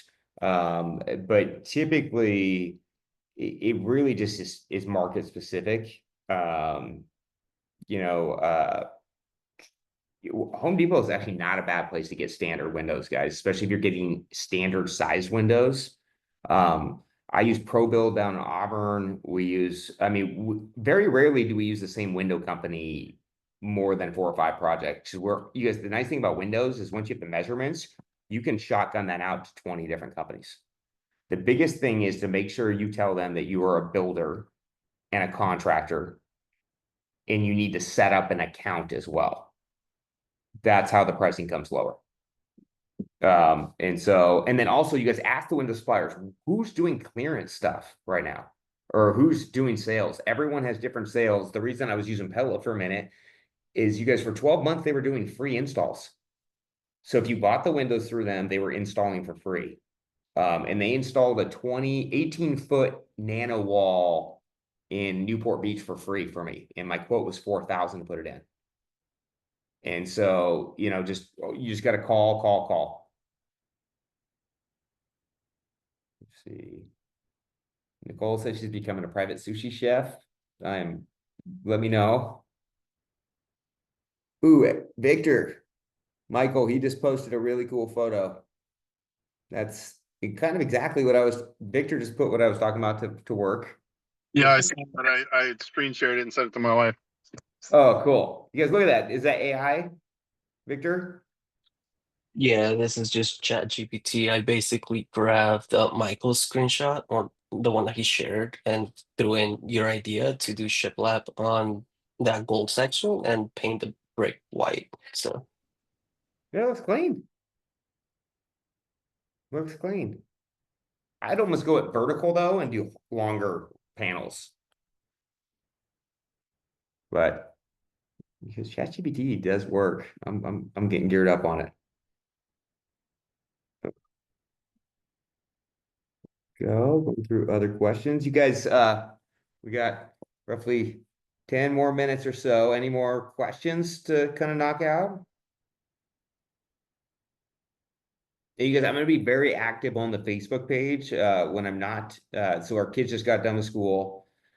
We're going into filming, so I'm taking them on a little trip because they don't see me a ton during film times. And so that is when I have a lot. I'm going to be working on a bunch of stuff for the academy too. Like I'm going to be updating some spreadsheets, updating some new tools for you guys because they're tools for our business as well. But when I have that time too, you guys, if you have very specific questions, please post them in the Facebook page and I will respond back.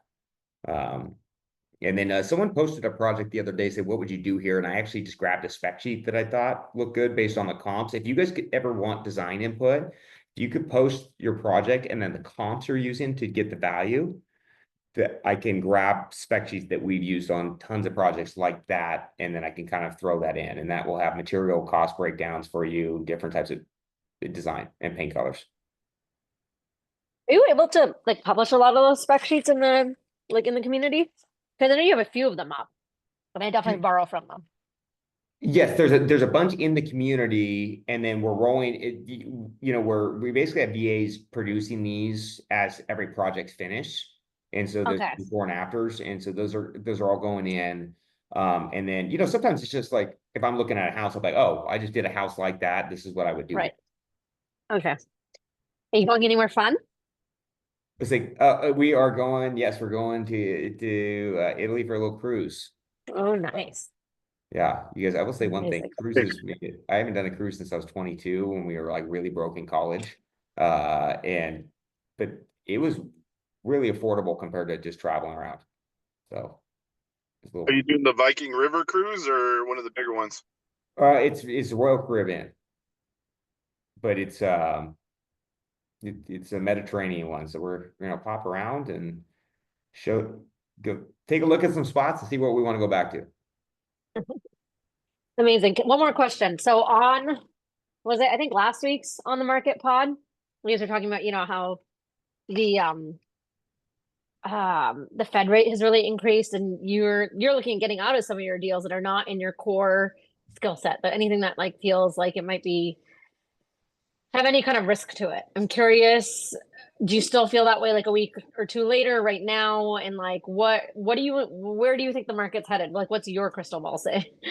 You guys, I'm buying a lot of property right now. I'm buying 5 in the next like 3-4 weeks. They're all different price points. It's not riskier deals. It's what I'm trying to focus on is what my teams and my contractors are good on. And if they're not good at it, or it's going to kink the system, I'm getting rid of it. Because, like we're doing some dados. The builder I hired didn't really like him, didn't see it going well. And so I sold the lot off, even though we could build it ourselves. Because I'm trying to keep you guys, speed and time is key right now and getting through projects efficiently. And so everything that I'm looking at buying, my team is either good at or it's not for us. And so you guys, I do think it is slowing down. It always happens in this business, though. It goes up and down, especially in the summer times. But summer just came early, just like when rates kind of popped up. Things are still selling. There's still buyers in the market, but really, you guys, if you want to focus, what we're focusing on at our company and what we're trying to get to our clients is playing in that median home price type of deals. Where's the sweet spot to the market? What's being absorbed well? Like core areas. If the sweet spot's 1.4 to 1.6, that's what we're targeting. And if the core spot's not 1.6 and we're looking at a deal that's 1.8, we want a bigger discount. And so those absorption rates I talk about having the brokers pull for you, they're very, very important right now.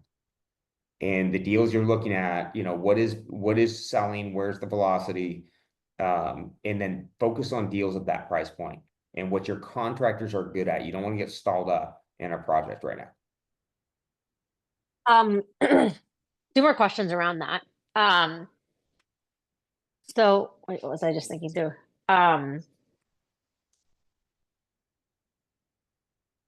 You know what? I just lost it. Never mind. Come back to me.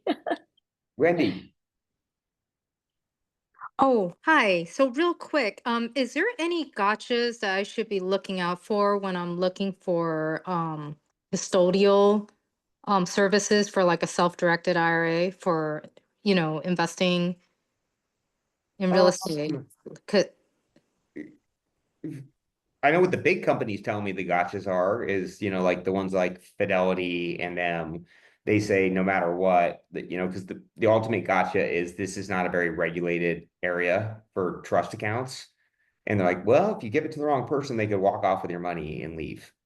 That's usually what they'll throw in their presentations. But they also cost double, and honestly, they're slow to me, and they're not as creative. And so there's really not any, I would say what's the annual maintenance for managing the account is something you want to know.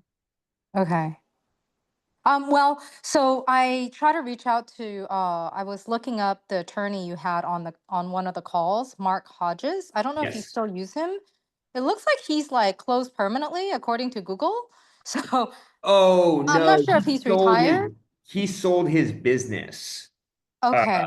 yeah, he did a smart thing. He sold his business, and now I think his 2-year non-compete is up now.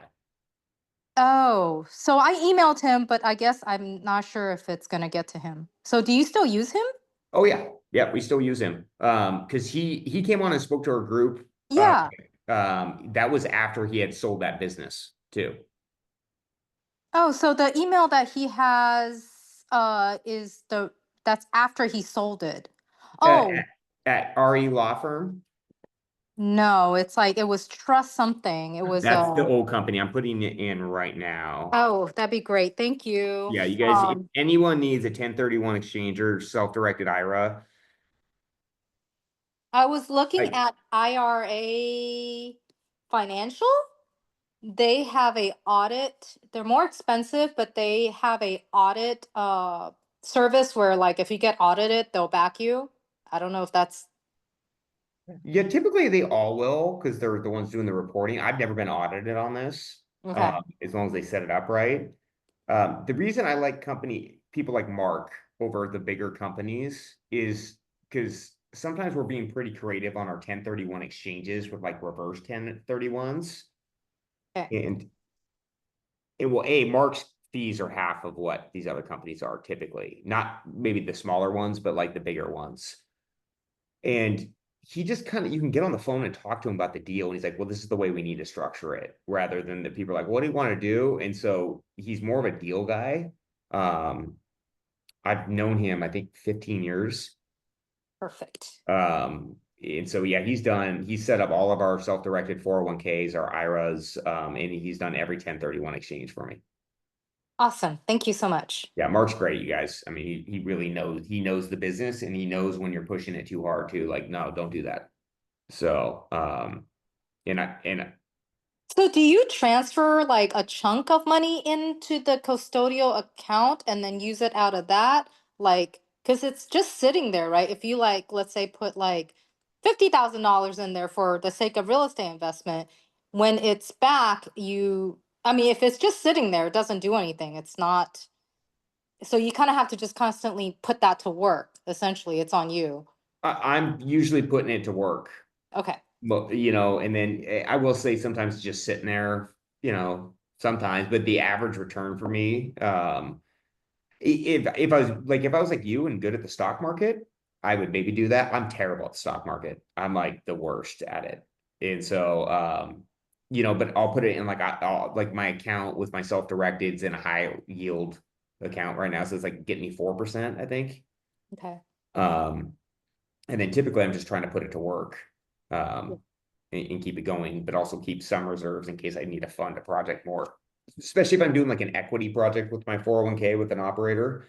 I Right. always make sure I keep, an extra 50, 60 grand aside just in case it goes over because you can't get money elsewhere because you can't mix the buckets. But if I'm straight Okay, that's lending, perfect. That's what I wanted to know. yeah, Yeah, if I'm how do straight I? lending, I'll be lending it to almost the whole thing because Okay. I don't need that fund anymore on that. Okay, cool. Thank you. Yep. That was it. Have a good trip. Thank you. Yeah, it's good. You guys, I work a lot, so this is definitely time Yes. I try to get caught up with my kids. Is So Mark also a real estate lawyer as well? yeah, he's a real estate lawyer as well, but Okay. he lives in Florida now. Okay. Do you know? I mean, I could ask him. Is he licensed just in Washington, or is he licensed in California too? Or You know what? I think he's licensed in Washington and Florida. I don't know about okay. California, but I guarantee you he knows someone. Okay. Thank you. Oh, and I remembered what my other question. Oh, go ahead. Oh no, sorry. So does that mean he can't set my trust he can't be a custodial No, he for can't someone? nationwide. He can do that nationwide. Oh, okay, cool. Okay, Yeah. that was it. I Thanks. think practicing law, it's probably a little different. Gotcha. All right. Yes, I'm working on bringing some AI people on for our Tuesday call. One for like lead, you guys. So one thing that we're working on right now, we kind of ended with this is I've been working with a developer and we we're going to create our own CRM for Project RE that people can use.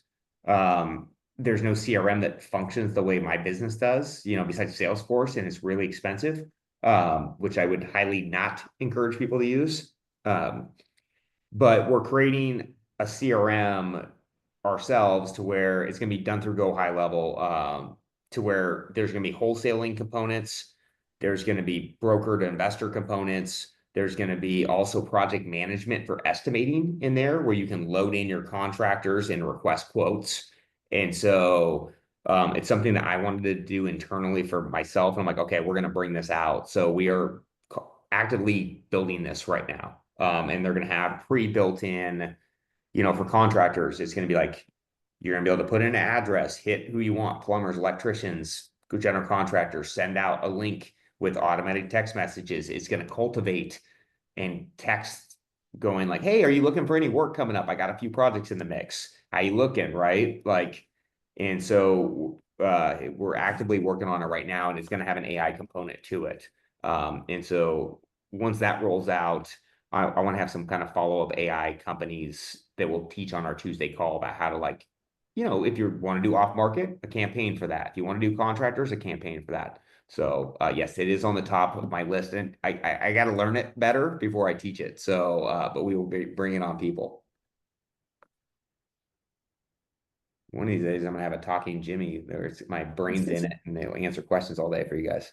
That's what we're working on. You can already train AI to do that. You can train AI to essentially answer questions the way you would. It probably would be able to train just off of the content that you already have that is We your are content. testing that out right now. And then also, you guys, we are working with an AI bot to where it's like if you have a question, let's say it's about permitting, it's going to grab all the videos with the exact minute on the training from calls, courses, all the different ones, and go listen to these 10 videos starting at line or minute 3 to minute 5, minute 2 to minute 4. So you can just put in a question into our back end and it will pull the exact education for you. Can you build something that actually helps me with the permitting process? Yeah, I don't know. Once I figure out how to do that myself, I will let you know. Yeah, I guess I had one more question based on I don't know if you saw Amanda's question on Facebook today. She was saying, based on how things are kind of slower now, she's reconsidering her pricing strategy on whether she normally comes in and prices pretty high on her property, on the higher end. And now she's like with the lower traffic, she's considering kind of pricing lower to get a lot of foot traffic in and try to get more of a situation where there's a lot of people in love with the home. I'm curious what you think. You know, it just depends on absorption rates. There's no one strategy that works for any market. It's, you know, each neighborhood would be different. If the market's slow and I'm selling something very exclusive, I'm going to press that price. And I'm going to wait for that buyer. If it's something that maybe has some quirks about it, I want to price it a little lower. But yes, in theory, you guys, pushing the price isn't, you don't want to push the price right now. You want to price with the masses, but be a better product. But it really just comes down to absorption rates in what you're seeing. So, yeah, don't overprice, guys. I did it on a couple deals. I'm still dealing with them right now. And you know, I made the call. I negotiated very tough in that first 30 days. I should have been a little bit easier, and now I'm still sitting on it, right? That's just the way it goes. I don't regret it because I felt passionate about what I was saying at the time. Now market's a little different, so I probably would negotiate a little differently, right? So that's why the data is really, really important. So, all right, guys. Well, I got to get ready to hop on this flight. If you have any specific questions, guys, please put them in Facebook. I will be hammering on that, especially this next week. So definitely fire them in, and I will see you guys when I'm back in town. Safe travels and enjoy. Thanks, guys. Thank Have a you. good trip. Bye. Have a Bye. good trip.